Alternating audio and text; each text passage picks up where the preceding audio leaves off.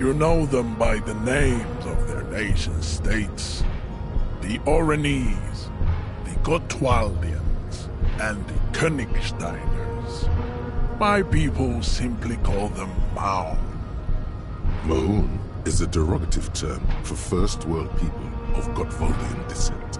They do not all have eczema.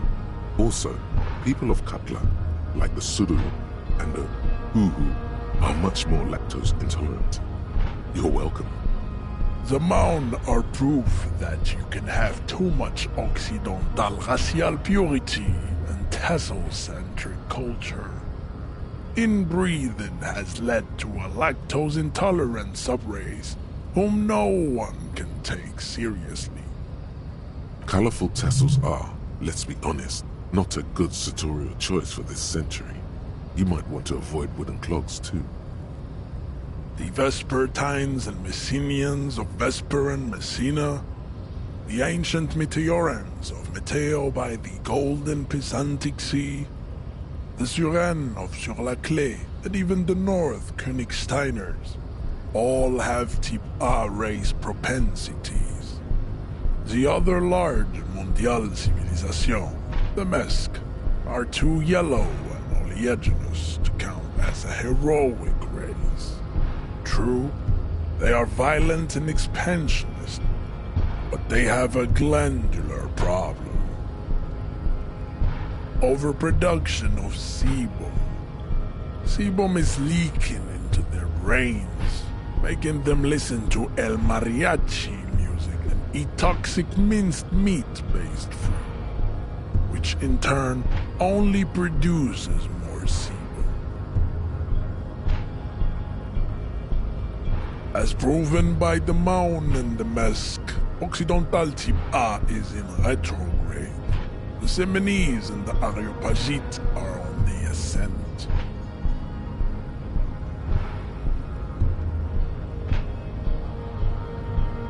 The Areopagites are sleek, long-headed.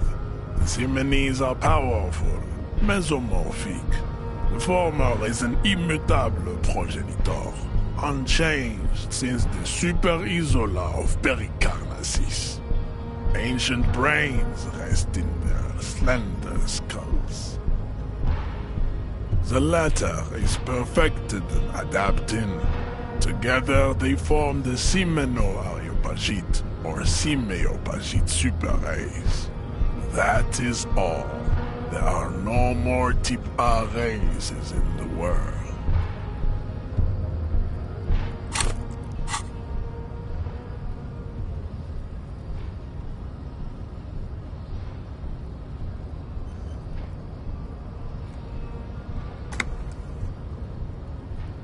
Those are the semen. A receding genetic pool has led the Maun on reprehensible street parade. You know them. Maun is a derogative term for, in some The Maun are proof that colorful tassels are, let's be honest, not the Vespertine, the other overproduction of sea, as proven by the Maun and the Mesk, the indigenous people of this, the Insulindian archipelago. The Semenese inhabit the southern islands. I am Semenese, from the stock of Ulmuir on Ile de Fantôme. The Areopagites are the master race of the Ile Maran deserts. The Semenese are descendants of the Areopagites. We came here during a heroic migration from Ile Marat to Ansuland. Thousands of years before the lactose-intolerant Maun-ridden Occidentals discovered this place. The Areopagites are sleek. The latter is perfected and adapting.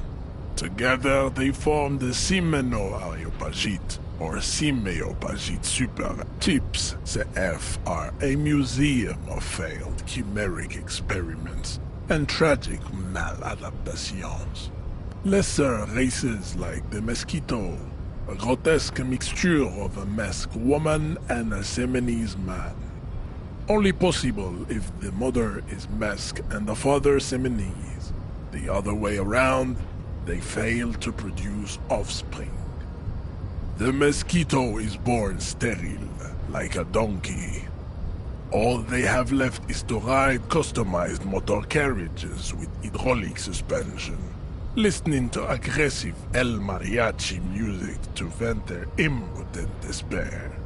It seems unlikely that two human beings produce genetically sterile offspring.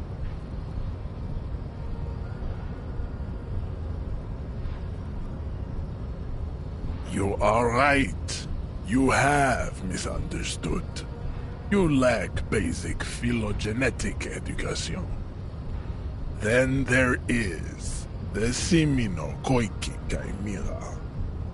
Are you sure you wish to know of the Seminokoiki Chimera?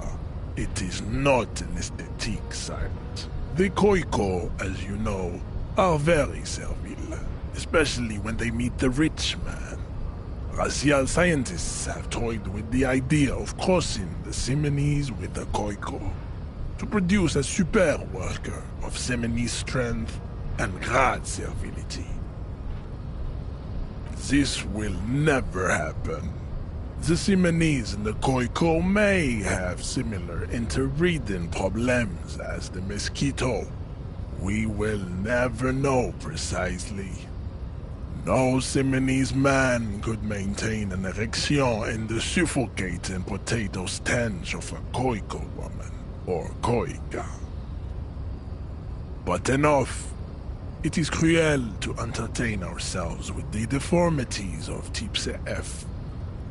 Were there any able-bodied races you needed education on? You understand nothing. To solve the great race enigma, you have to first ask yourself, what is the race enigma? You have not even worded the mystery, let alone solved it. We will see. Access to the Union is important for our investigation, but there may be another way in, without becoming a race theoretician. You need to internalize what you have heard here today, then return to me. This clarity does not come instantly. I cannot possibly imagine what else we have to discuss, Tibere Vasholian. Your love for disco music and venereal disease? Racists are generally not very good examples of their race. Welcome to Revachol. You hear him yell at a redhead woman visiting the fritter nearby. He must think redheads are immigrants. I am not like them. I am craniometric perfection. I have taken the trouble to permanently draw a phrenologic grid on my skull and features. This should dispel any doubt. The drawings are precise and look true to their pseudo-scientific ambitions. One thing, however, it is not entirely free of throwbacks in the phylogenetic tree. His large jaw, for example, could be a trait indicative of criminalism. Also, his earlobes could be small. The size of the earlobes is not a real craniometric criteria. Your earlobes are flawless. Yes. That atavistic stigmata makes pussy say yes, plenty. Babe, thanks. But I got this.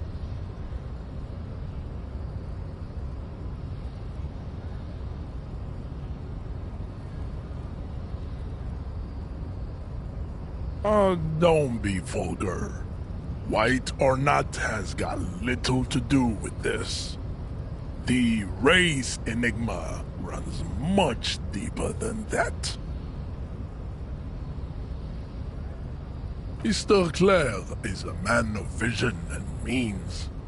He has the will to confront polycultural capital, something your race, naivistic communists, never did. Also, to serve is noble. It takes discipline.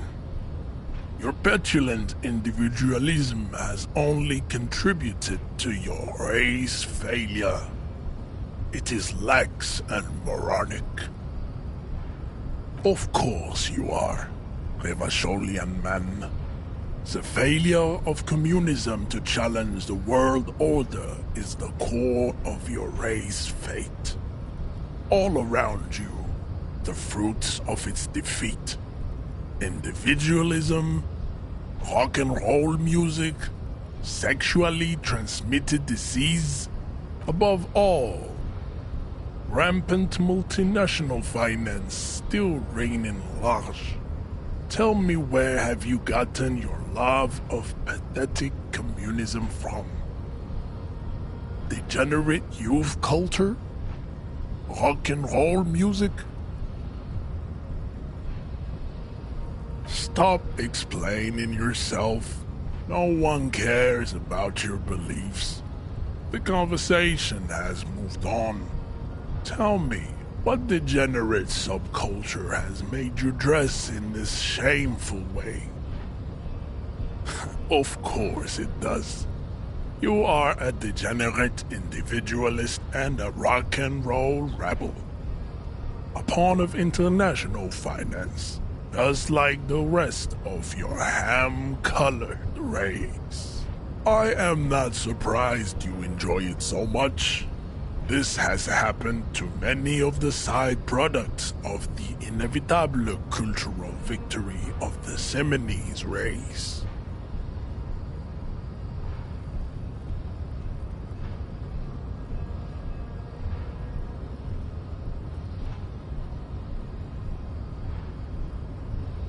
What you need is to come to terms with extinction and never getting into this harbor. I don't think anything about this. We are wasting our time having this conversation. Your pedomorphic friend is right. You should leave here with your tail between your legs, contemplating race extinction. I am an immovable obstacle.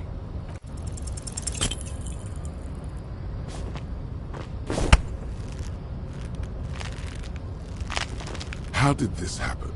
Your little fist is in his giant hand, and he's squeezing it. It hurts. You must be out of your mind, degenerate drunk. Say it. I am a degenerate alcoholic.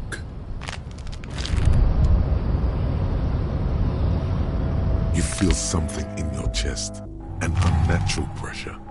It's spreading to your left arm, your jaw. No, it's many years of combined self-neglect and self-abuse. All you feel is pain and weakness. You have to surrender now. We all do. It gets so dark. You don't even see her face. Like you always thought you would. You only see pain and fear. Cop suffers final heart attack. A detective lieutenant of the RCM passed away yesterday. His death, though abrupt, did not come as a surprise to those who knew him. He was the heaviest drinker I'd ever met. Captain Ptolemy Price, the deceased superior officer, commented, "That ain't easy on the ticker." He loved his liquor, sure, said Detective Chester McLean, friend and colleague. But I think before he ever had a heart attack, his heart was broken. According to an official statement given by the RCM, the officer was on the brink of solving a murder case.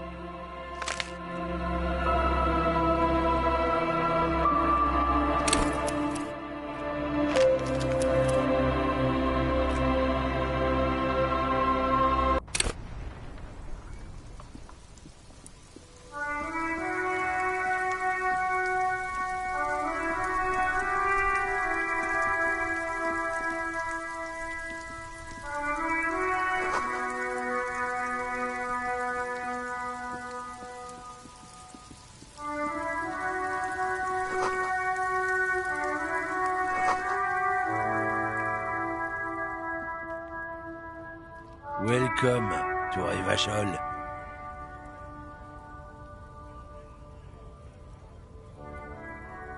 Don't you welcome to Revachol. My grandfather came here from a 3,000-year-old racist isolationist culture, while your ancestors came to this island a mere 300 years ago. Every school of thought and government has failed in the city, but I love it nonetheless. It belongs to me as much as it belongs to you. It's men like you who keep Revachol divided, making it that much harder for everyone to climb out of this post-war limbo. What he means is, fixation on the Revacholian nation makes it harder for Revachol to actually attain self-determination.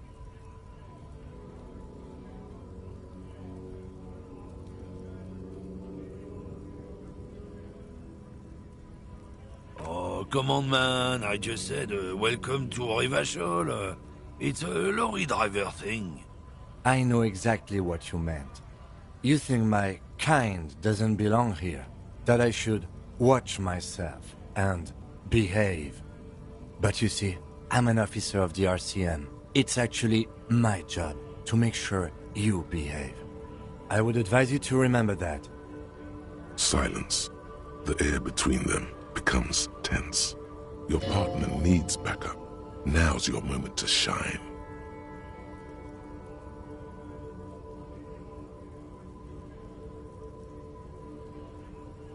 Whatever you say, officers. He smells of heavy motor oils, and his breath of high tar content cigarettes, probably Astra Whites. Oh, not much anymore. I'm here to pick up some cargo, but the dock workers are on strike, so it's a sit and wait on your ass situation. Apples? Apples is exactly the kind of thing you'd say if you had something to hide. Look, as detective. I come from a long line of lorrymen. We got ancient rights and privileges. Oh, I'm here to pick up a load of fucking apples, man.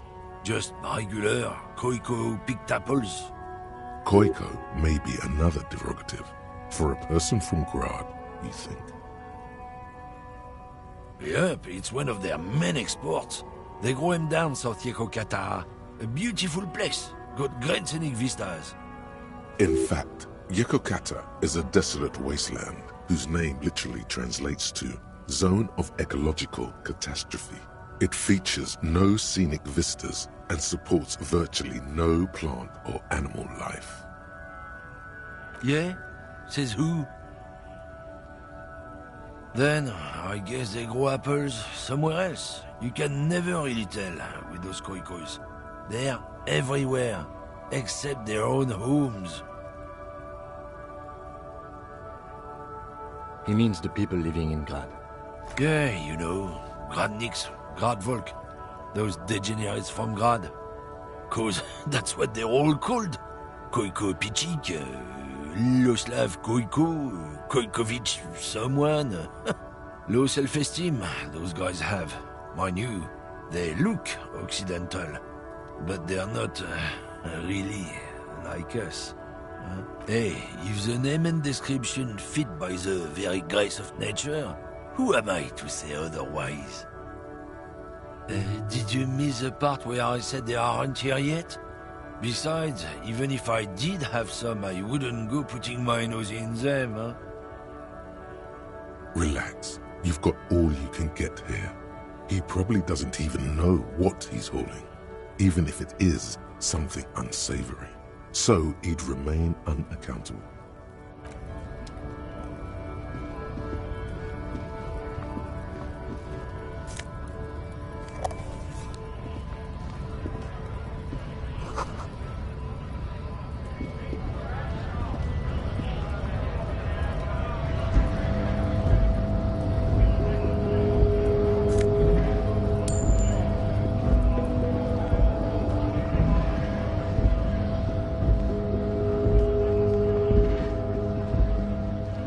Stuck in the traffic jam. This big, heavy Grad-made machine is well kept for such an old machine. The windows are clear. They've been recently washed. You can see a lorryman's cabin with personal belongings, stickers, insignia. The driver has adorned his space with a substantial collection of peculiar paraphernalia. Proclamations about honor, strength, and purity are glued to various panels. A large metal pendant hangs from the rear view mirror. The pendant features a sun crown with wavy rays. It is the seal of Royalist-era Revachol. The back end of the cabin has a small perch to sleep, large ashtrays. There are several suns and wheels sewn into the curtains. A book with ragged edges catches your notice. The front cover features a large, muscular man. The title reads, Man from Eamdal in the Lost City of the Pygmies. Racist nationalist paraphernalia. Not unusual in this part of town. This is our guy. Likely, yes. This guy's proud of who he is. Drapes it all over his machine.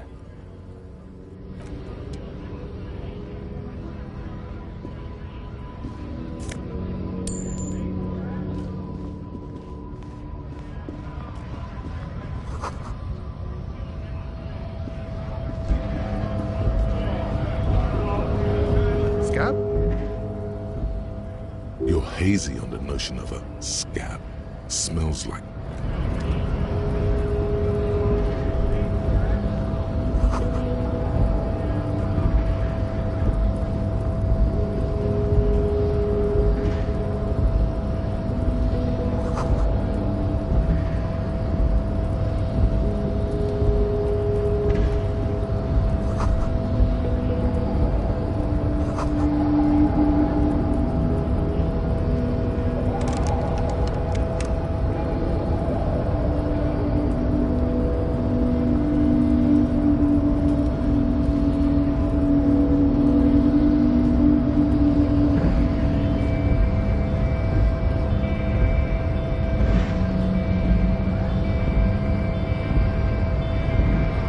Nobody betrays your degeneracy. Yeah, Measurehead. His body totally betrays his degeneracy.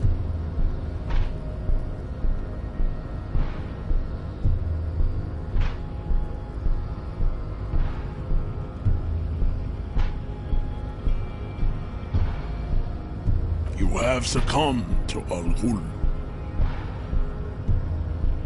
You reek of it. An invisible sword of Al-Ghul emerges from your throat. No, you don't. You need to get another drink. Occidental Haplogroup B4 is done giving orders around here. The influence of the ham sandwich race is waning. Does this remind you of someone? The guy down there?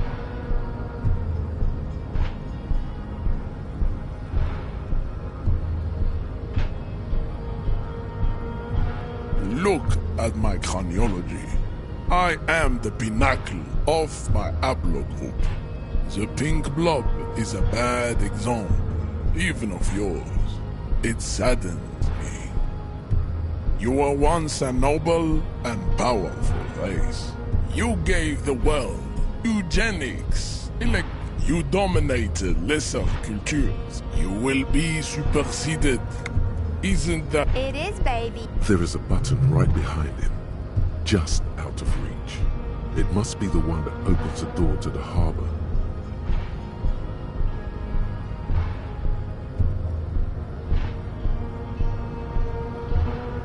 Enough with this begging.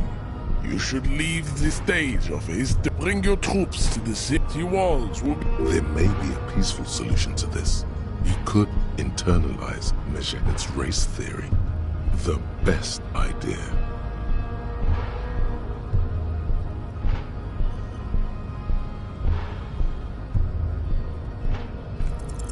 Ask what kind of races there are first. Classification is core to this stuff. Do you?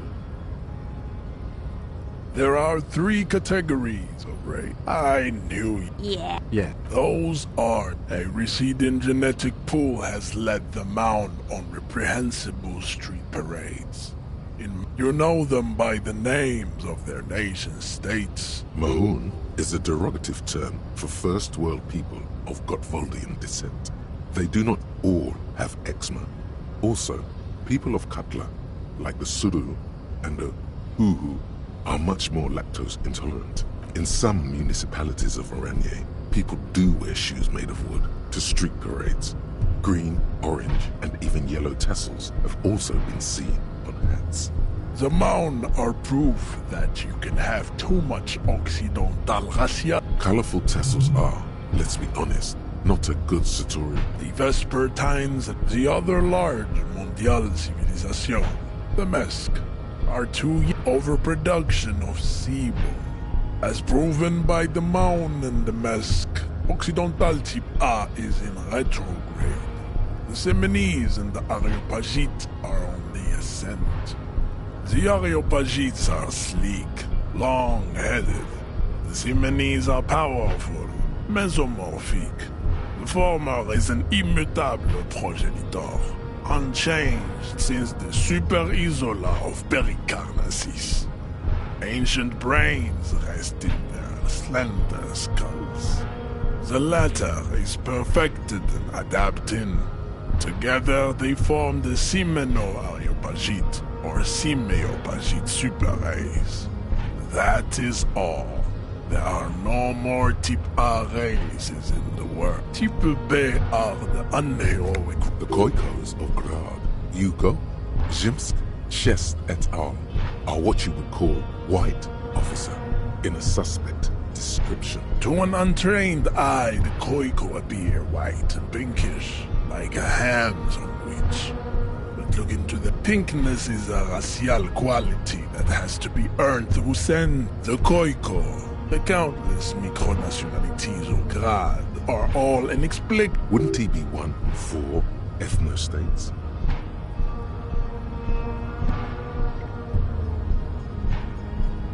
The Vasholians, halfway between Type A and the racial Cauldron. Too mixed to know right from. Is it 82,000 years that we've been recording history? You have very little idea of what is happening, but that seems a little off.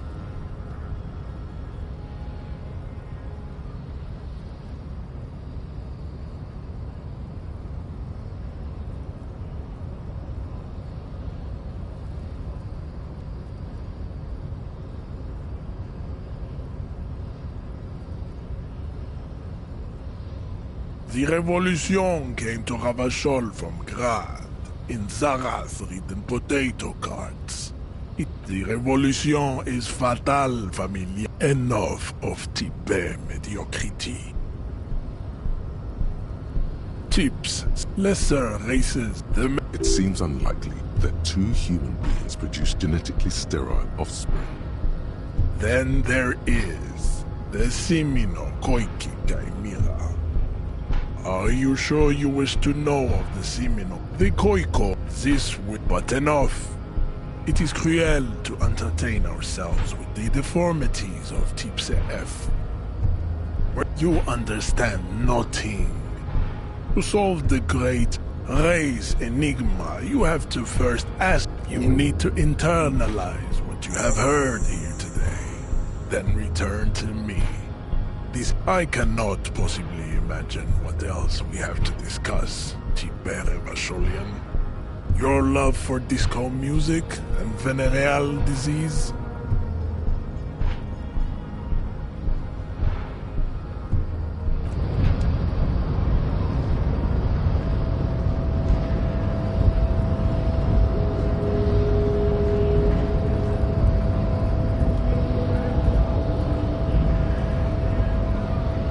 Yes?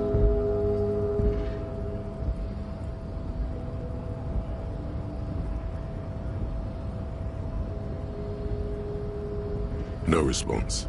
He just arches his brow. He's having trouble processing it, believing it even.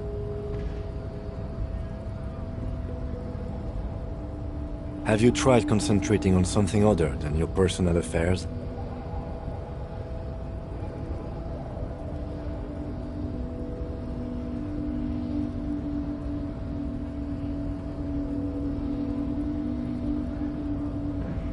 Try work. The case at hand. It can work miracles. Not a fan. It's just the nature of lieutenancy. The RCM deploys a self-styled structure called the Decomptage as its chain of command. Every lieutenant is responsible for 2 sergeants and 8 officers. That means the average lieutenant has to deal with quite a few personal affairs. Even you know this. Fine. We should get through this day first. Off hours begin at 9 p.m. If you're still having trouble then, I can give you an orientation. Really? You look fine to me. This psychodrama is unbecoming of an officer. Clearly, he prefers to think you're malingering. He cannot fathom that anyone could drink so much as to retroactively erase their entire life. Then you should consider seeking medical attention. You can use the radio in my kinema to call your station's Lazareth. Was there anything else you wanted? What do you want to know?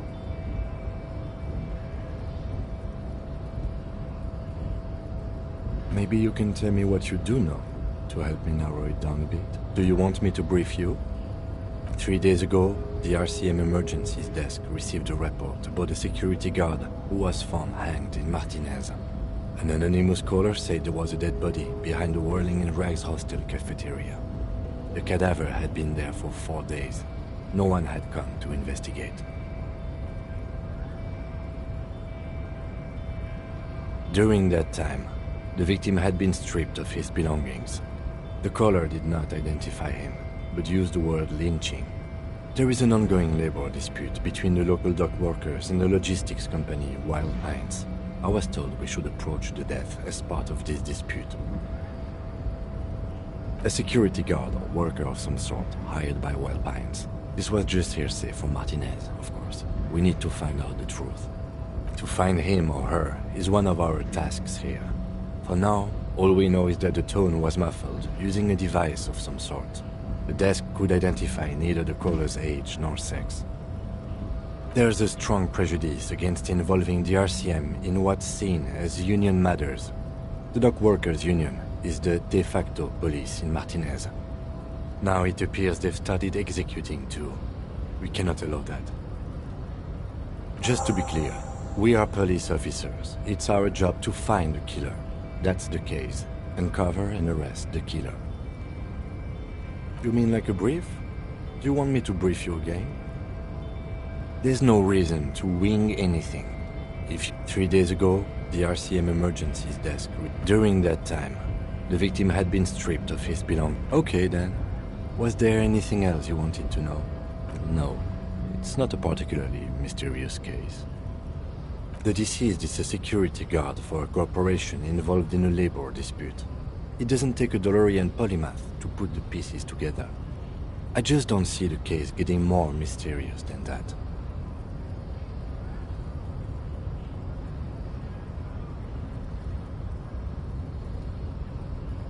Then you are in luck, because we are in the midst of a major strike by the dock workers' union. Maybe more than that. The union clearly wants a piece, not just of the industrial harbor, but the Wild Pines Corporation itself. Is this a strike then? Or the first shots in a workers' coup?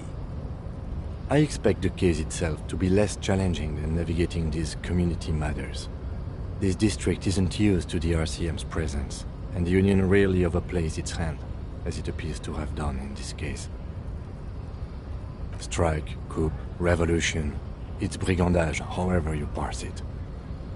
You feel something rising through you, a familiar feeling, an opinion taking form.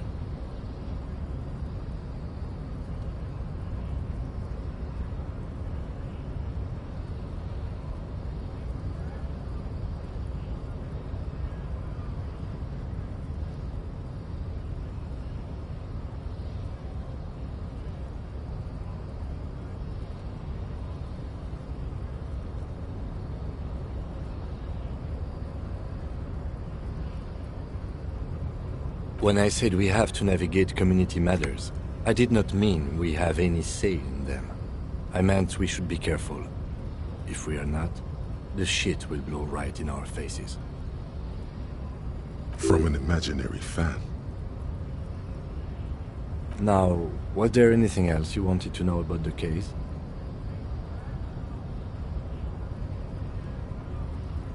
I'm afraid you and I are pawns in a pissing competition. You don't know? I assumed you were in on it. Better still than an imbecilic cop-off. It's just stupidity. We shouldn't waste any more time on it. If you want my take, ask me after we've inspected the victim. Was there anything else you wanted to know about the case?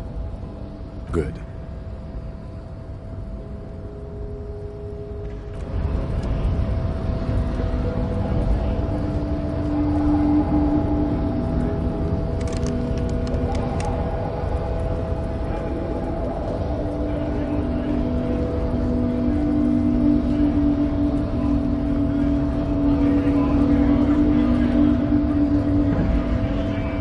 Bastards! We have a right.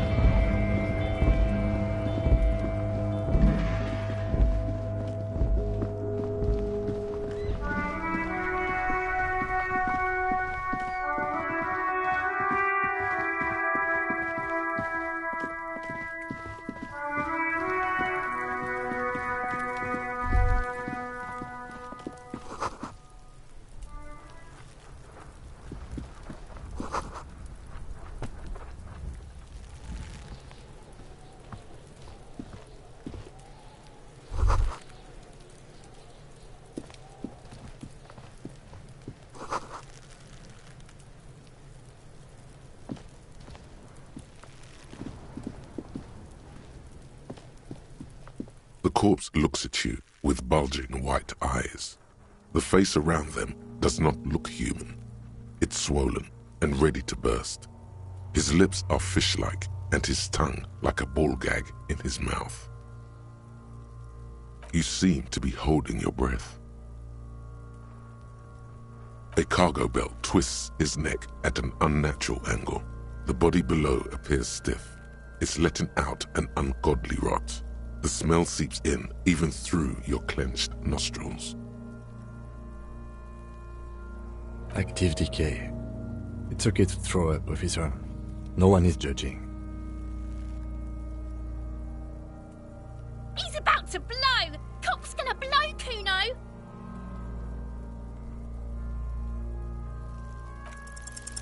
The smell is repulsive. It pushes in from your mouth, more instant and more familiar than anything you'd expected. More fever than odor.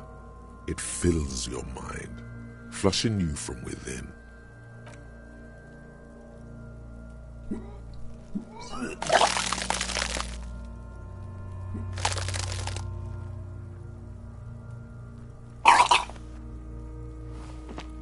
You feel a great force ringing from your stomach. Your body curls and pushes it out, burst by burst, until a pool of vomit lies under your feet and your throat stings from the stomach acid. The smell of Commodore Red rises from the pool. Among it, distilled spirit and bits of shish kebab. It's okay.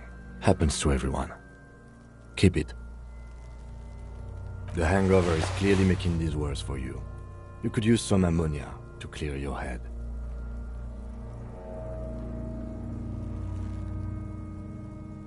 There is Frit nearby, east of the hostel. They usually have a small apothecary. If they don't... There's a greenhouse here, and a gardener with a wheelbarrow on the corner of the whirling in rags. If she works here, she might have something for the smell. Pretty clever. Acquiring ammonia will provide a modifier to the white check. Modifiers make checks easier and allow you to retry them.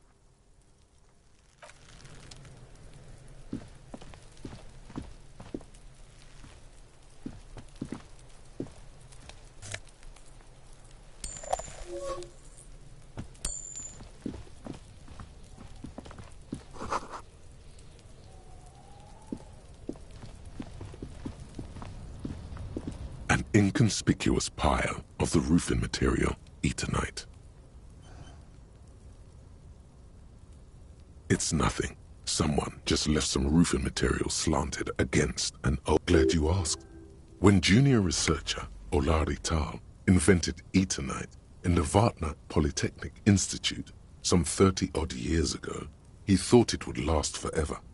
Hence the name, Eternite. Sadly, the only lasting thing turned out to be the material's highly carcinogenic effect. Because it's nice and orderly, well-laid palette, easy on the eyes, rhythmic pattern, calms your mind. Mammals like this stuff.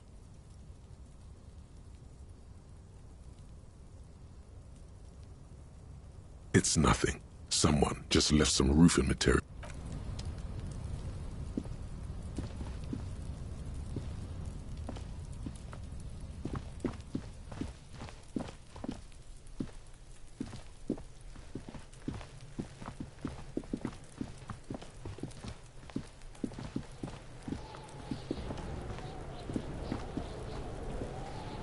Kuno's got this! If there ever was such a thing as an ugly kid, then this is it. He's almost exquisite in his ugliness, like a gremlin. Oh yeah, nappa gumpy, Kuno! Can't talk, pig. Shit's coming up strong. Throwing rocks. Shit coming up strong. That sounds good. Joyous. You should hang out with this kid and see what that juicy shit is all about. I mean drugs. The kid's on drugs. Yeah, Kuno! Ride the lightning, Kuno! Kuno's riding it, see? The rake, Kuno! You should throw the rake at him, Kuno! The fuck does Kuno know what a rake is? Kuno's not a gardener.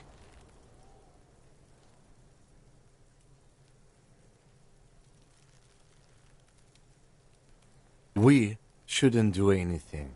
I don't tempt such forces. You will see. The language these kids are using, pure unfettered id. There will be no reasoning with those creatures. The fuck are you talking about? He's calling us Kuno!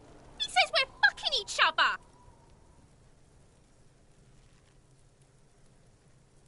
Alright, entertain the Kuno.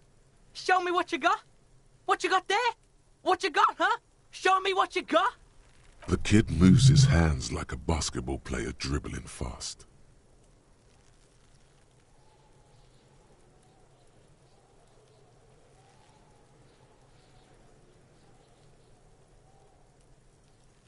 Shitload, pig.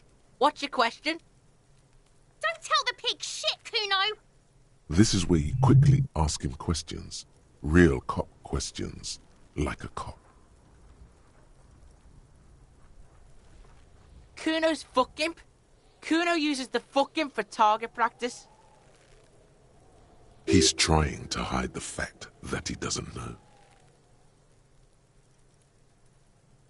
Kuno knows all kinds of shit. Kuno's not a snitch, that's all. Trying to make the Kuno sing into the popo phone. Probably climbed. Kuno was busy down the road when that shit went down. You heard Kuno. Kuno wasn't even in Martinez. Kuno wasn't in Revachol. Kuno wasn't regional. I don't know. Some fucking... Mesk or I don't know. Some other place. Night City. Kuno was in fucking Night City. There is no Night City anywhere. That sounds like the name of a city in some pulp or science. Why you gotta be riding Kuno's ass? You haven't been where Kuno's been. You haven't been in Kuno's head. You wanna know where Kuno was? You wanna know what Kuno's been fucking up to? Oh, don't tell him that, Kuno! It's lame! It's not fucking lame. Kuno's building Kuno's City. Night City. Rage City. The City of Rage. That's it. And it's not lame. Lame! That's the name of Kuno's City, bitch. Get the fuck off Kuno's back. This shit ain't about that. It's impossible to deduce what it is about, at least for the moment.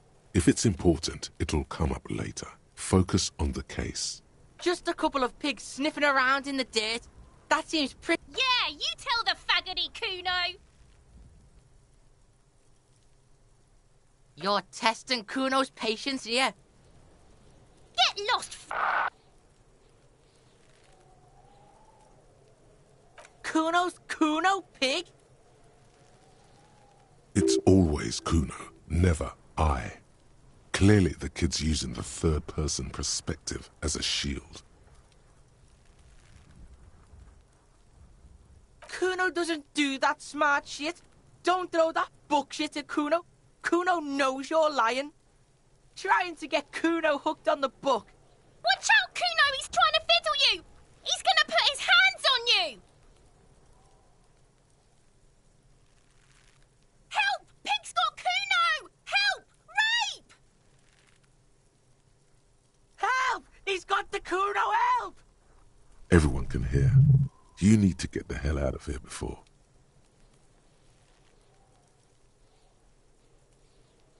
Yeah? Get out of here before the Kuno beats the shit out of... Yeah, that's right. Drag your fat ass out of here, fat boy, before Kuno fucks you. Bang! Got bugged by the Kuno.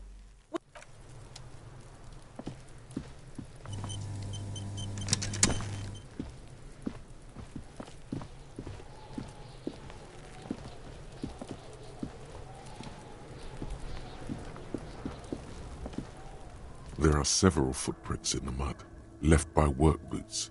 Anywhere from 6 to 12 pairs have walked here.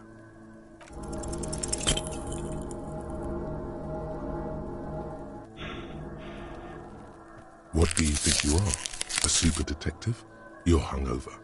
These are just dents in the mud. No pattern emerges for the time being. Heavy workers' boots with reinforced toes and hobnails all over the yard. Isn't this something an industrial worker would wear? Noted.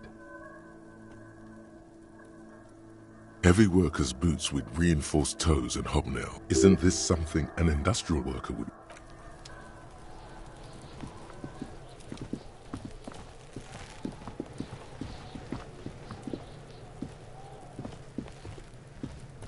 This trash container is locked.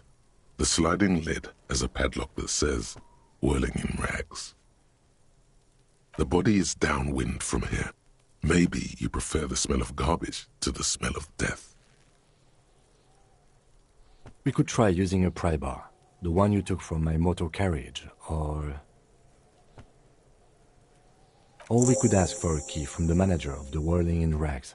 He probably has one. He might also have information. This is better than the pry bar idea.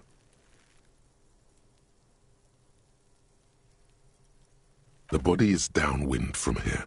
Maybe you prefer the smell of garbage.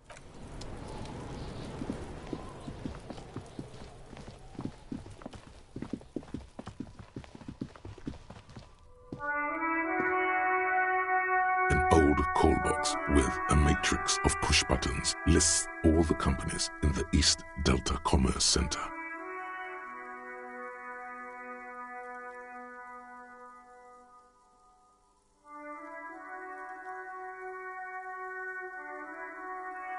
An off-key melody starts playing after you ring the doorbell. Kuno, please stop calling here. Grown-ups don't have time for your stupid... She thinks you're the gremlin child.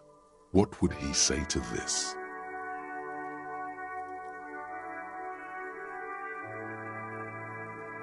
Oh, I'm sorry, officer. I thought you were... But the doorbell is broken, and the bookstore shouldn't even be on the list anymore, so I can't help you. Please don't call here again. A single beep indicates that the line has gone dead. You ring the doorbell. What an ominous name for a hair salon. Doesn't all you hear is static, but no one answers. You ring the doorbell, but nothing happens. You wait for a minute or two, but all you get from the call box is silence. No one answers the call. Looks like someone has melted half the plastic off with a lighter. The doorbell doesn't work anymore. You hear static. You can almost hear them breathe. This is Tricentennial Electric. Have you come to place an order? She sounds almost antique, as if her voice was being played off an old wax cylinder. A receiver must not be working properly. Wait, but what happened to Slipstream SCA? There's no Tricentennial Electrics on the list.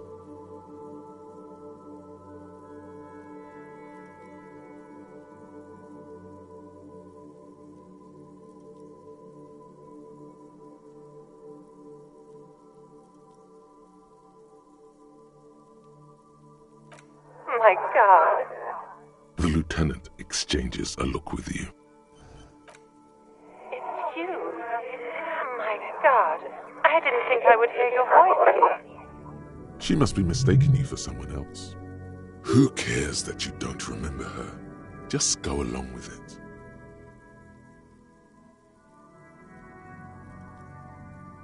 Michelle, just please.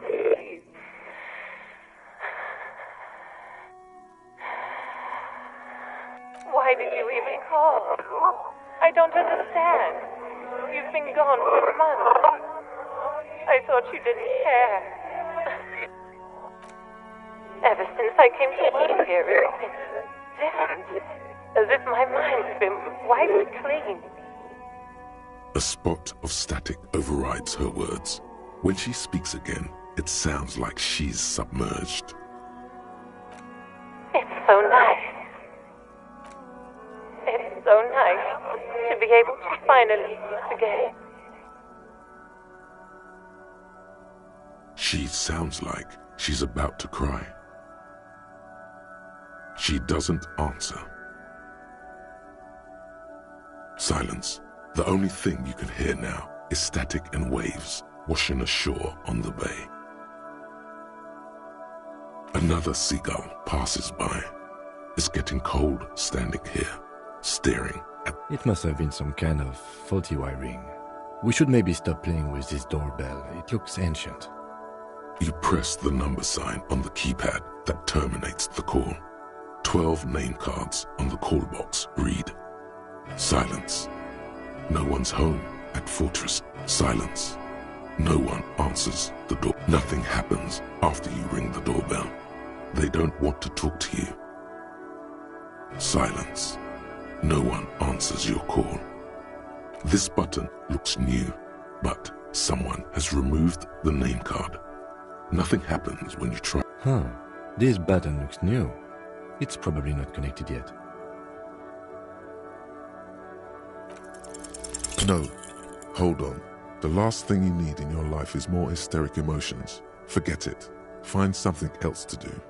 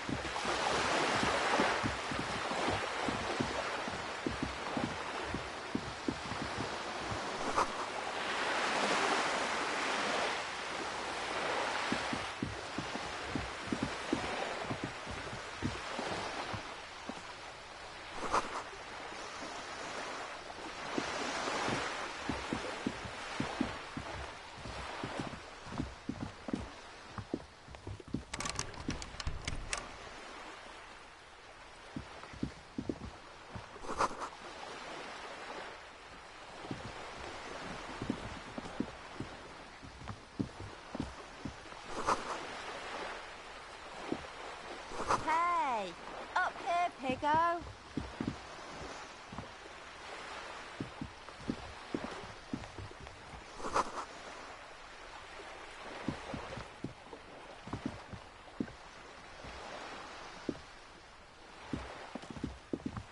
Yeah, you The better streets keep will flow walking. red once more.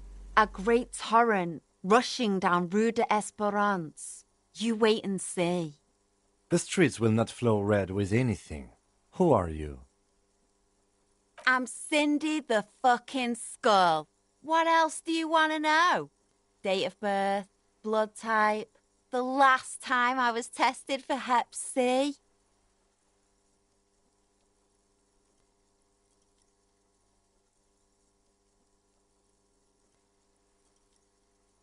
And here I was trying to be polite.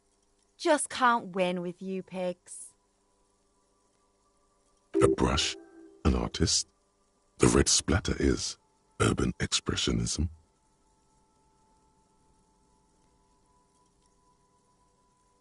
I ain't no snitch, pigstein. Go forth and forage in someone else's shit. No shortage of squealers in these parts. Actually, there is a shortage of people who talk to us in a normal, calm, informative manner. We weren't put on this earth to make your life pleasant, fucko. Can't you tell? I'm painting a beautiful mural, an aereo graffitio visible from low orbit. I haven't really started it yet. I'm waiting for the right words.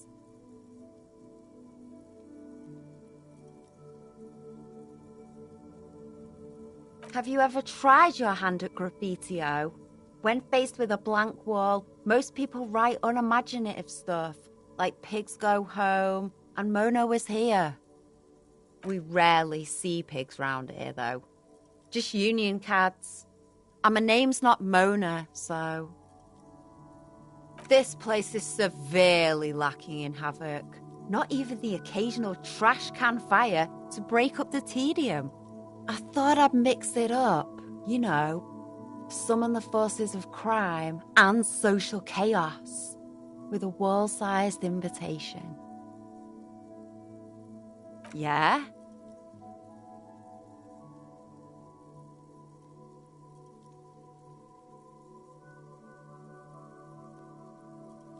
Thanks. I'm sure the inspiration will come to me now that I have enough. She means the opposite. The lieutenant furrows his brow at another one of your eccentricisms. Hatred, disgust. It's difficult to tell which of the two is more present in her girlish features. The woman on the boat does not notice her staring. That Ozon whore. Someone's got to keep an eye on her. Ozon is an archipelago 2 days' travel away from Rivershore. Its moneyed residents, used to posh restaurants and upscale boutiques, rarely have reason to visit Martinez. Probably the Wild Pines rep. We should talk to her. She's a professional negotiator, though. I have the feeling she will be very cooperative while telling us nothing. You should take the lead. Ask her unexpected questions, you know? Do your thing. Don't be afraid to get a bit wacky. Throwing her off is our best bet. Good idea, piggies. Run along now. Fuck, watch your back, ungulate. You've got eyes on you.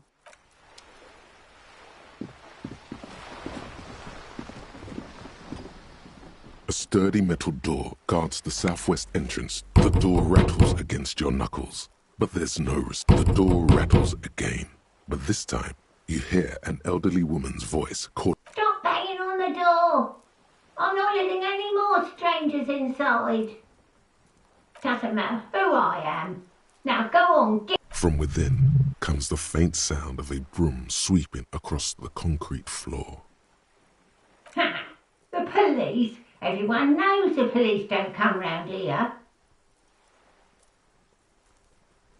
No, I already told you. I won't be responsible for any more strangers getting into the building.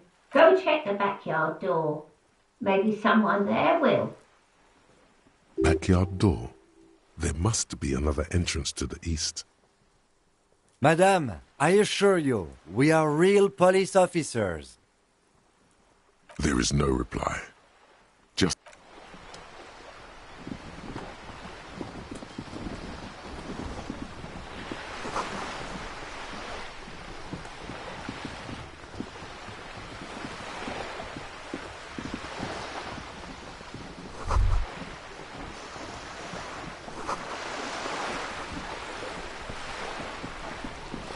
A striking woman leans against the cabin top of her sailing boat, smiling as you approach. Her green raincoat glistens with droplets. A silk scarf is tied around her throat. Good morning, officers. I'm Joyce. Joyce L. Messier. I represent the board of Wild Pines, the owners of the harbour. You gentlemen must be from the RCM. I'm glad to see you here. Like steel, there is strength there. If she wanted, she could sink her nails deep into your skin. I was dispatched to handle a strike, not a lynching. Anything I can do to assist the RCM in this matter, I will, gladly. That is good to hear, madame. My colleague will take the lead on this interview. I should let you know that he is recovering from an unusual medical episode. Very unusual. But I can assure you of his ultimate competency. There's a trace of irony in his voice. Mischief, even. This is a tactic. It happens quicker than a shooting star. But did the lieutenant just wink at you? How interesting. I wish you a swift recovery. In the meanwhile, you have my full cooperation, and the full cooperation of the Wild Pines group. Why, yes I am.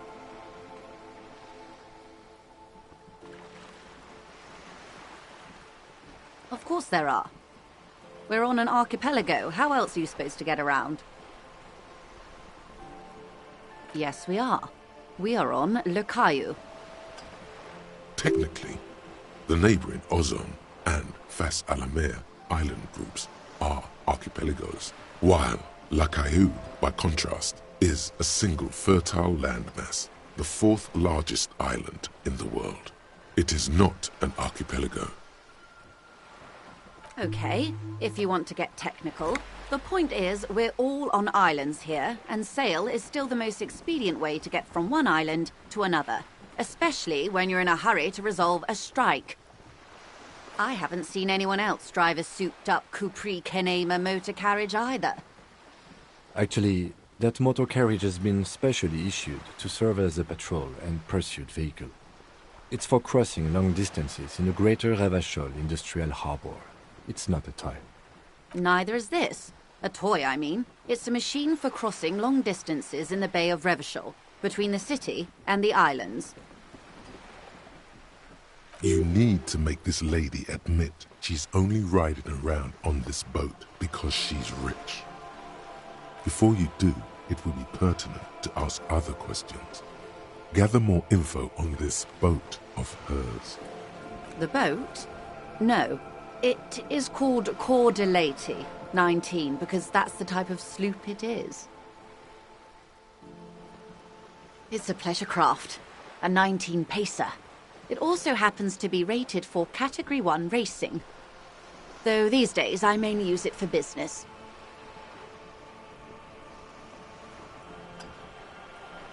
My sloop?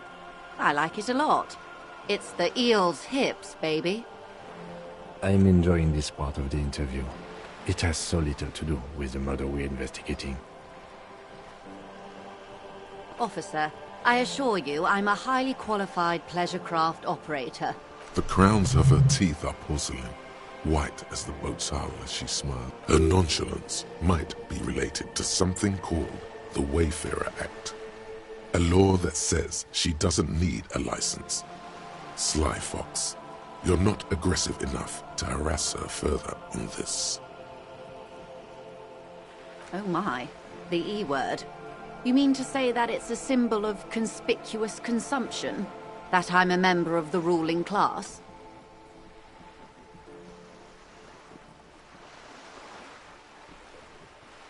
Detective, may I remind you that Mrs. Messier is a professional negotiator?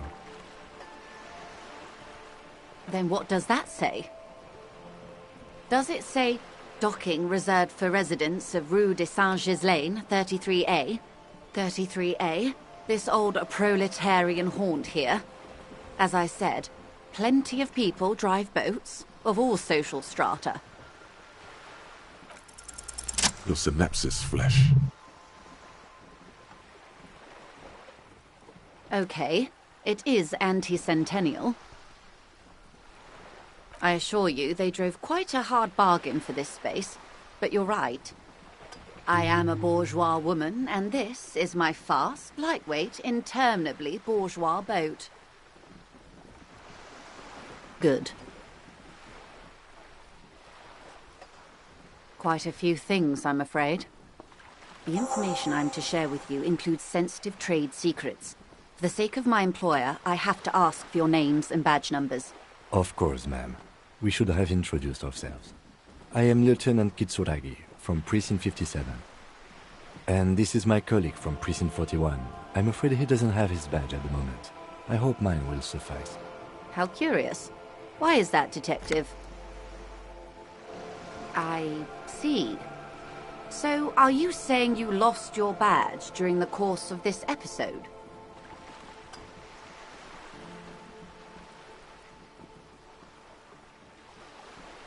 Oh dear. I do believe you, naive as that may sound. I simply can't imagine what you gain by faking such a condition. As I said, ma'am, his technique may be very unconventional, but he is an officer of the RCM. Of course, I sympathize, but I'm afraid I simply can't share anything more until I've seen that badge. She's a professional negotiator. She should be open to some sort of mutually beneficial arrangement.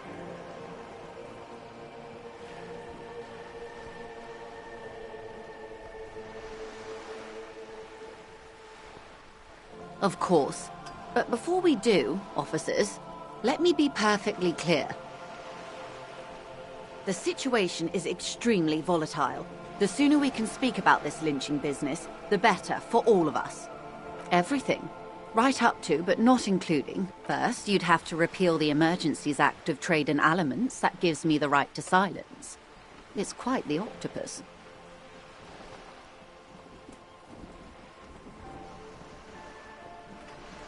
Why? By throwing off half a century of foreign domination under the Coalition. Unfortunately for you, the Coalition also leases you the right to police West Revachol. You'd be shooting yourself in the foot, in other words. But I am derailing us. You wanted to know about the strike. I believe the official title is Senior Labour Negotiator. In practice, I'm a grocery clerk. I relay the union's demands to Wild Pines and return with Wild Pines' counteroffer. And how are the talks going? They're not. That's the problem. The union stopped all negotiations a week ago, after that awful lynching took place.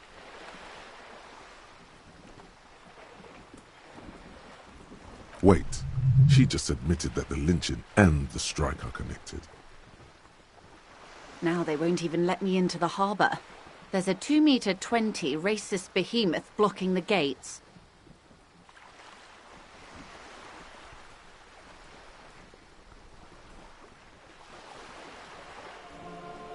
Yes, I believe there is a connection, but that's a subject for later.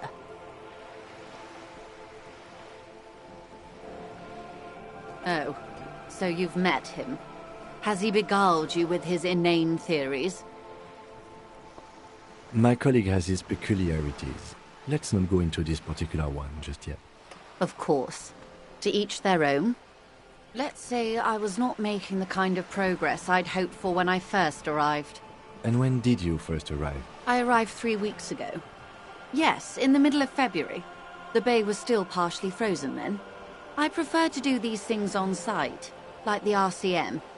But the strike began in December. I wasn't the original negotiator here.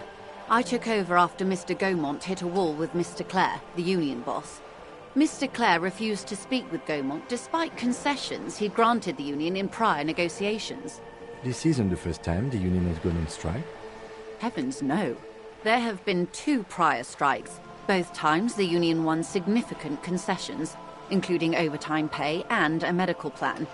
This time their demands are more, I guess you could say, aggressive. Ludicrous, even. It's meant. Mr. Clare told him to... how did he put it? Fuck off, midget. Gaumont is short of stature, you see. Yes. Keep in mind, this is a negotiator Mr. Clare has worked with before, and who was more than fair with him and the union. There are leaflets everywhere, and banners. What did they say again? Oh yes, every worker, a member of the board. Most of the workers probably don't know what that means.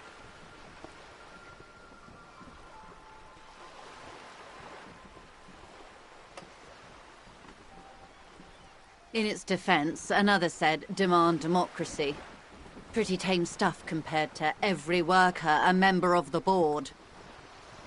Fortunately, they explained it.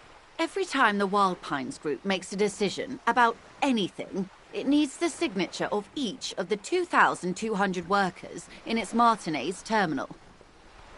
Just so you understand, this is but one of 22 terminals owned by Wild Pines. Essentially, not only are they kings of the company, they are also kings of the 72,000 employees of Wild Pines Group.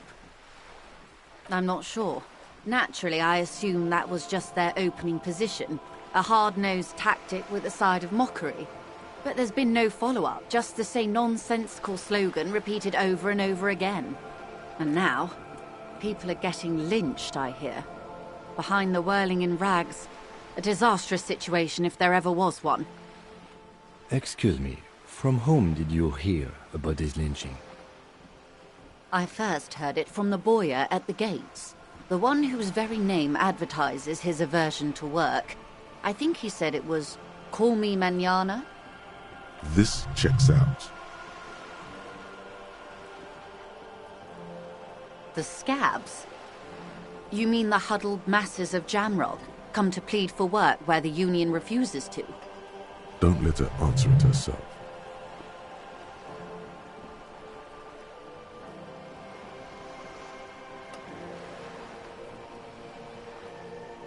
If these strikebreakers were organized by Wild Pines or its affiliates, then it would be a company secret. I could not share it with you. Not yet, at least. It's implied. She's open to discussing this matter with you at a later occasion. Everard Clare is a man of the utmost integrity. If you can say one thing about him, it's that he always puts the interests of the workers first. Of course not. Everard is fantastically corrupt.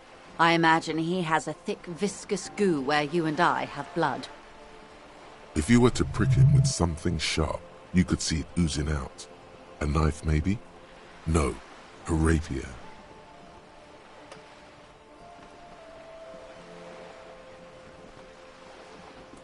He is the most corrupt individual I have ever seen, and I deal with men like him for a living.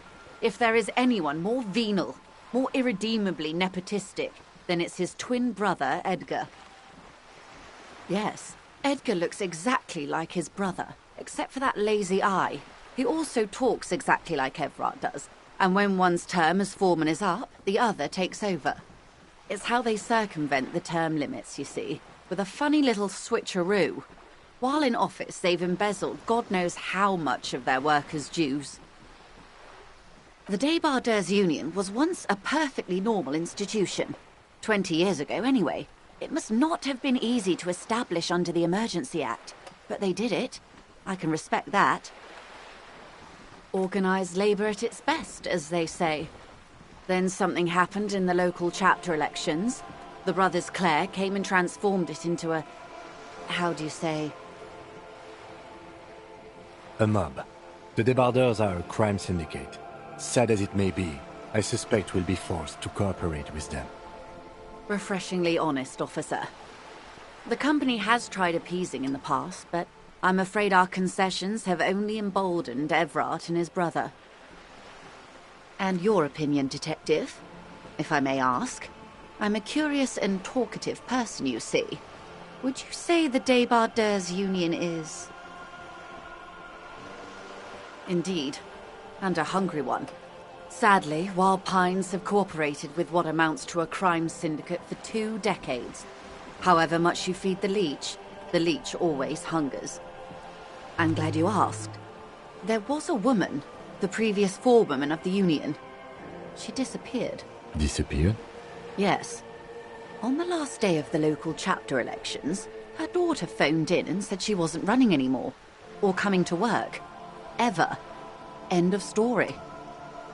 This forewoman, her name? Sadly, the company records do not even give a name. She's just forewoman in private correspondence, Holly. I don't even know if it's a sir or given name, and I don't have access to the Union's files. Downright haunting, if you ask me. The Wild Pines suspected foul play, but what could they do? It was a Union matter.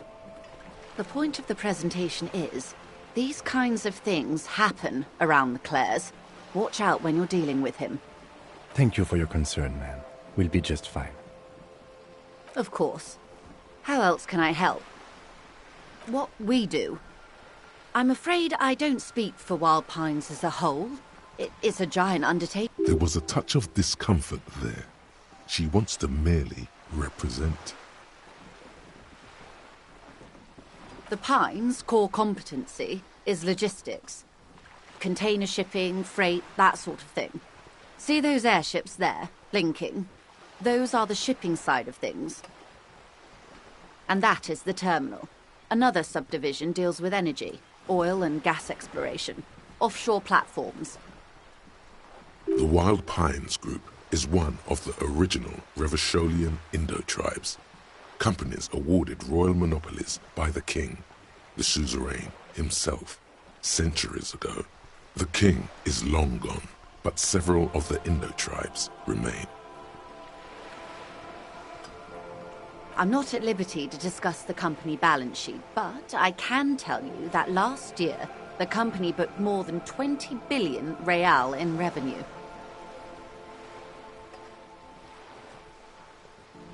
$20 billion is a large number, but the conglomerate employs 72,000 people. They all need to be paid. Then there are capital improvements, interest payments. A conglomerate the size of the Wild Pines is like a shark. If it stops moving, it will die. Then what becomes of those 72,000 families? It's a tremendous responsibility. They started as an exploration and cargo fleet conducting trade between the Samaran and Insulindian Easterlers 250 years ago, when pine ships explored the South Seminese and charted Lomantang on behalf of the suzerain. Centuries of care, deliberation, and madness have gone into this endeavor. Vessels pass through the great unrest to re-emerge with apricots in tow. The logic of the system is totalizing. It's taken everything from its employees to build it. You know more than you let on. Certainly it helped, but most of the original Indo tribes have failed or been absorbed. To survive, Wild Pines had to grow and adapt. No suzerain did that. You mean aside from being the terminal's legal owners, who are responsible for moving 8% of the world's cargo? There are no minor cogs in the system. Each terminal must be accounted for, lest the entire system break. Every hiccup in such a system means thousands lose their jobs, the world over. I'm here to assure that doesn't happen.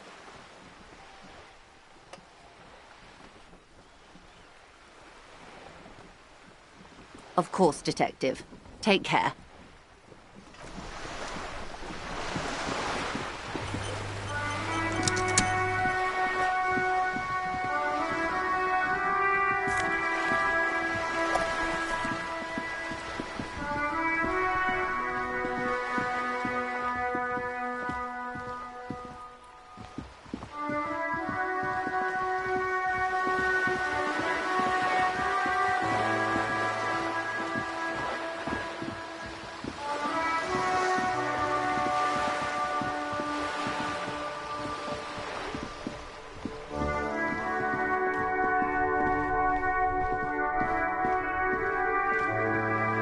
Sir, step right in. The store is open. Are you interested in a new and exciting book? It's a bookstore, sir. We sell books, postcards, and some board games. It's called Crime, Romance, and Biographies of Famous People. Books? Postcards? Easy. Even a kid would know all of this. Don't be a fool. As an expert, it's your duty to tell what you know to everyone. Sir, are you okay? You've been standing here silently for a while now. Okay, sir. I'll try to answer any questions you have. I hope they're about books. Crime fiction is about murders or burglaries or things like that, and the work of a policeman or a private detective who's trying to solve a crime and catch the criminals.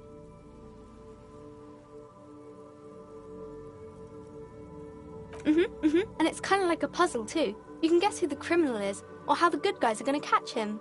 You don't look much like a policeman.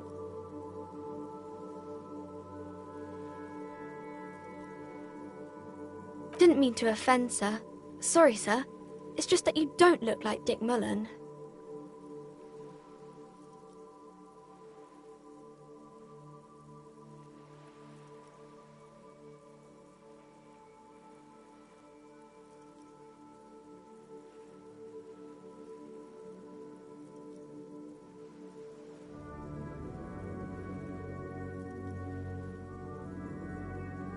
She looks at Dick Mullen, frowning.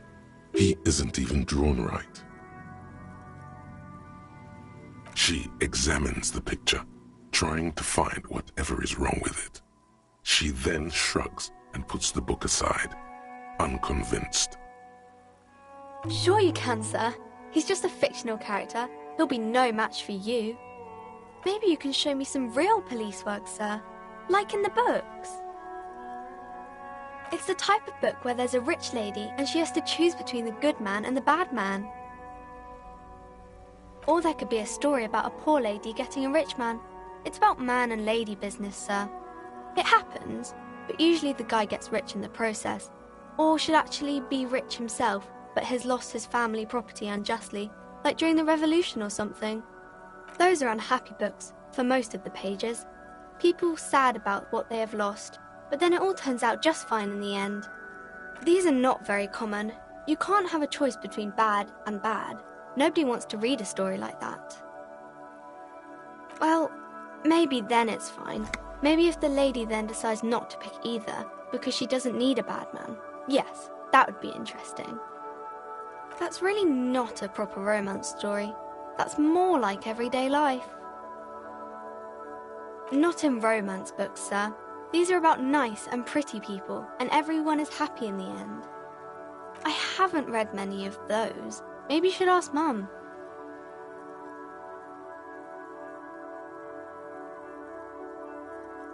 I don't think it's a romance story if the main characters break up, though.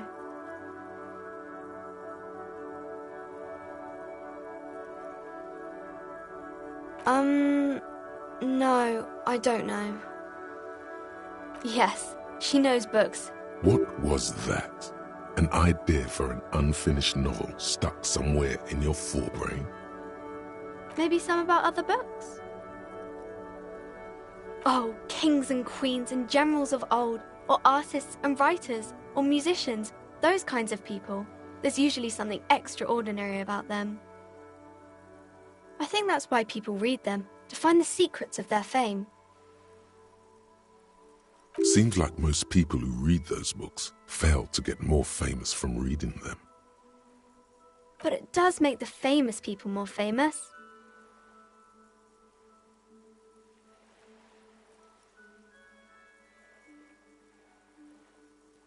Okay, sir.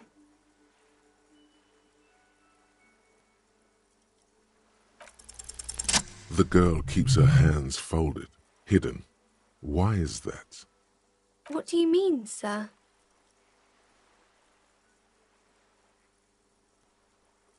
She looks around anxiously. Her hands remain folded in front of her. She doesn't want to show them. The lieutenant stands by, looking at the two of you with little interest. She brings out her reddened hands, her nails frayed, nearly chewed down to the flesh. And you knew this from me keeping my hands folded? Well, that proves nothing. Anyone could do an easy deduction like that.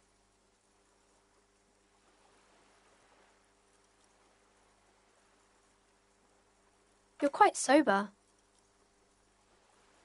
The lieutenant does not flinch at the comment. He does not flinch even a single bit. He is intensely not flinching. It takes effort.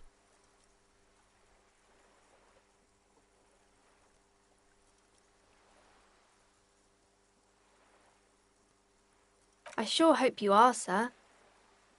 There she stands, swaying on her feet, assaulted by the early spring breeze. She smiles at you. The whole situation suddenly feels familiar. There's something you're missing.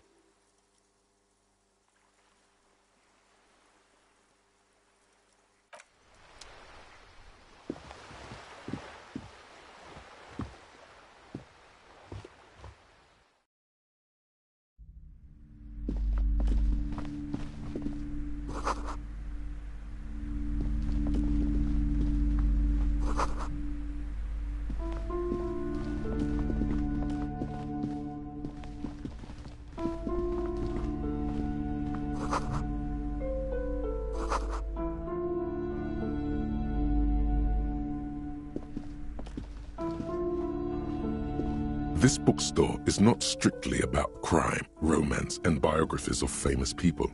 There's also a wide range of paranatural literature.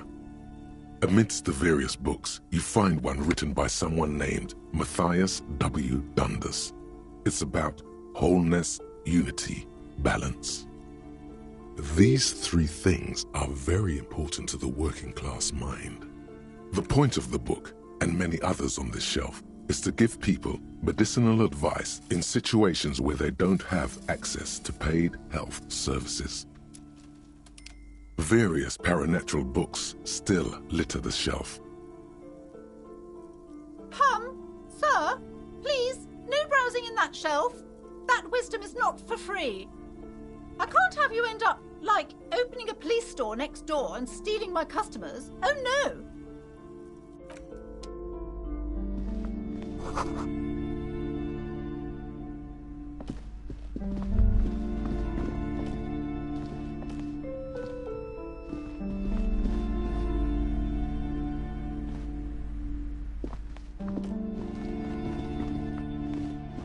You see a set of tattered curtains blocking the way to another room.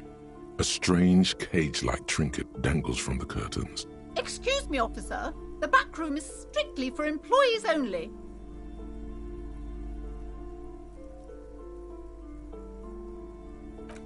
You see some kind of charm, an irregular polyhedron assembled from bones, sticks, and straw.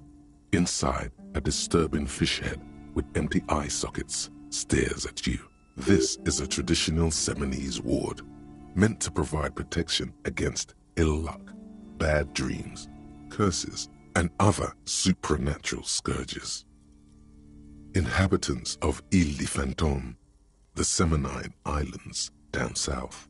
Aside from poking at it suspiciously, there is nothing else to do with the fishhead charm at this time. Nothing? Why aren't you browsing the books? Don't you feel compelled to look at the books? You ought to. She speaks almost as if she's trying to put a spell on you, urging you to buy more books. Oddly enough, the more she tries to draw you away from the curtains, the more alluring they become. Just as you're about to pull apart the curtains, the petrified voice of the shop owner cries out once more. Sir, don't touch that. I told you it's off limits for the customers. Parapsychologically speaking, we're done if you decide to open them. I won't be held responsible for the consequences. It's too dangerous. She looks away, mumbling. Why is everyone always messing with the curtains? Why can't they just buy books like normal people? Why? It's not like anyone was killed there. I am sorry. I don't mean to be so impolite. Just please don't go there. I can't allow that. You'll only make things worse and unleash the powers. The curtains do seem frail suddenly, not robust enough to contain a slippery darkness. You do? My God, even more reasons not to mess with the curtains. Just step away, dear sir. No! Please just talk to me, officer. Come here and let's talk this through before you decide to do anything extreme. Talking is always good. Go see what the curtains, tattered with age and covered in dust, hang before you, as if taunting you.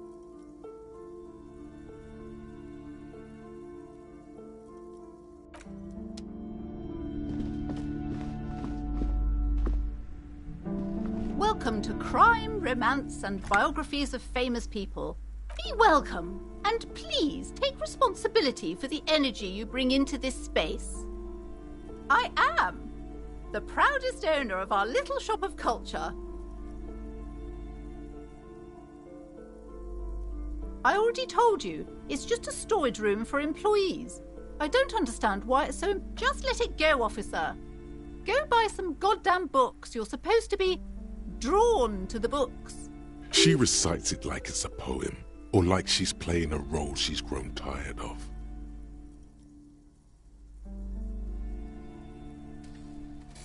A spell? As if. This place doesn't need any spells or hoodoo mumbo-jumbo. This place has wonderful energy. Okay, fine. It's just because this place is cursed, just like everyone said. They don't call it the doomed commercial area for nothing. Are you happy now, officer? Happy that you've ruined everything? Host of hosts, she prays. Guard me and my honest business venture from the curse that lurks behind the curtains.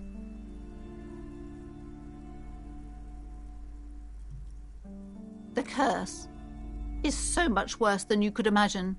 It's a disease, eating at the very foundation. It's the curse of financial distress, of ruin and bankruptcy. But, officer, there's nothing natural about entire companies declaring bankruptcy.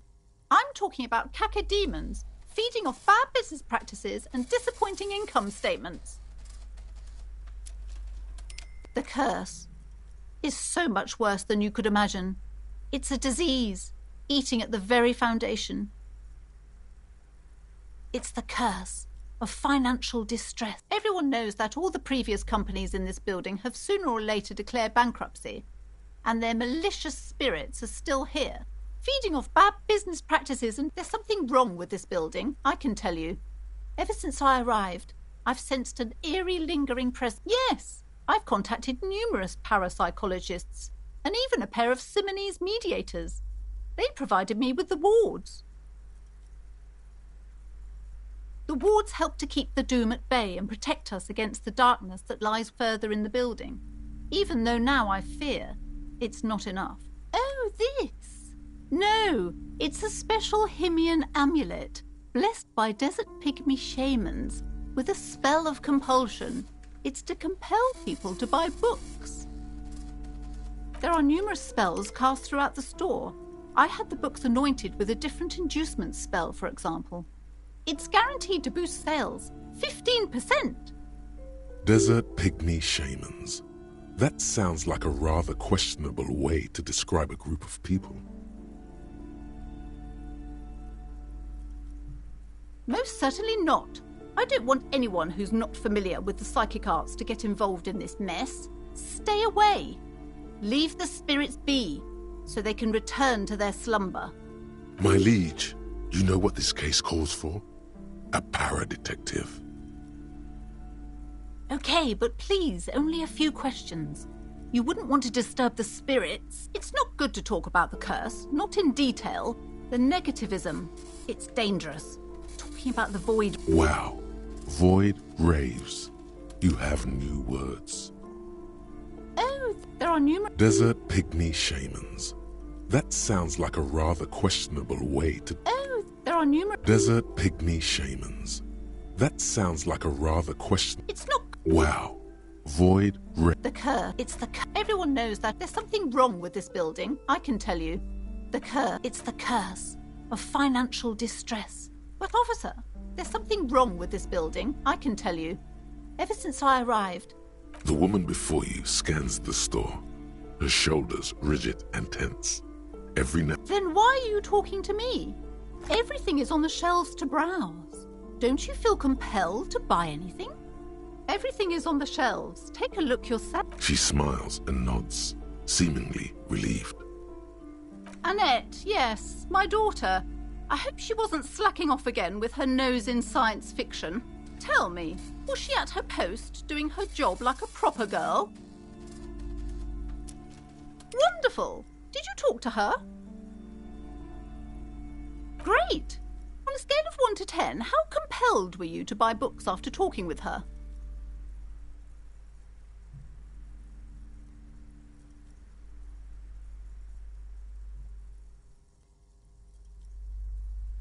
My precious, her dedication brings joy to my heart. If you have children, I hope they turn out as great as my Annette. Mind your own business, sir. In our society, people don't get to tell each other how to raise their children. It's none of your or anyone's business. Denial is the way she copes with criticism.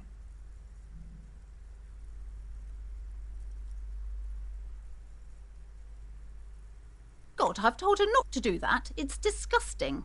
And I told you to mind your own business. Clearly you have no idea how she can if she has enough willpower. This is what's called growing pains. Life isn't easy.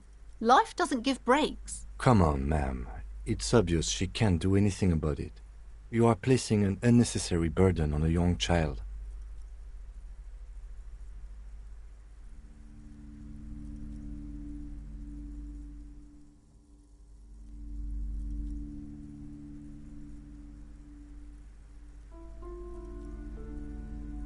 She stands stiff and severe, silently fuming. 10 or so seconds pass without change. She's looking for one, but there simply aren't any good arguments for being an asshole. Oh no. Hold on. I need to invite her inside and apologize. She must be freezing out there. There. I don't know what to say to you. My husband, he tries to teach me business lessons. I have what my mother called a dull mind. All this stress.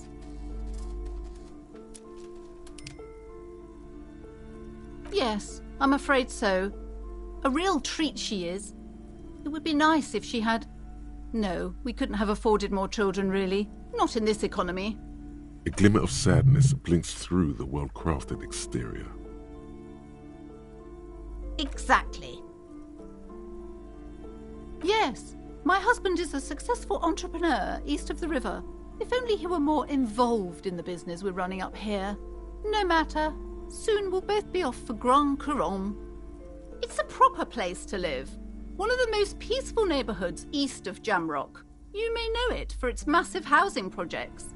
Most of the buildings are empty at the moment. It's a great opportunity to get ahead of the crowds. Better times ahead for sure. He made the initial investment. Since then, he's been what you might call a silent partner.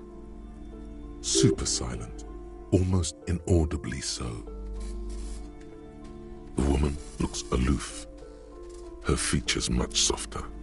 Occasionally she glances at her daughter's silhouette. Time to fire up the old lie machine. No.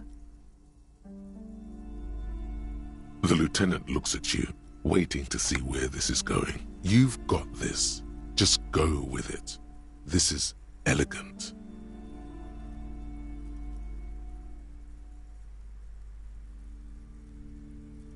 You're called...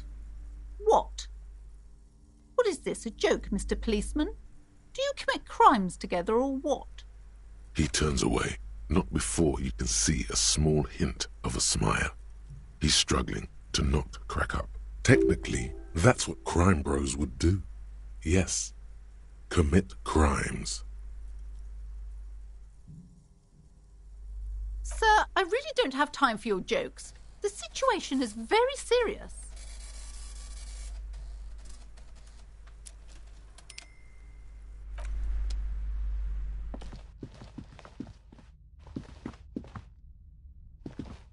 The curtains, tattered with age and covered in... You see a dimly lit room full of dusty furniture and trash. A doorway stands in the back, covered in dozens of scary little Seminese wards, your shadow looming over it like an omen. I warned you! You're unleashing forces beyond your understanding.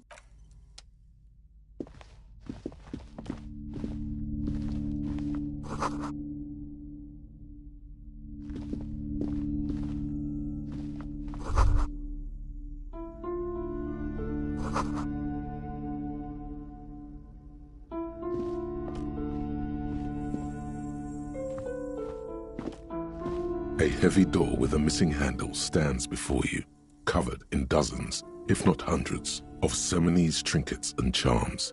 It appears to be locked. Only an echo. No one is there. A hollowed-out, dark echo.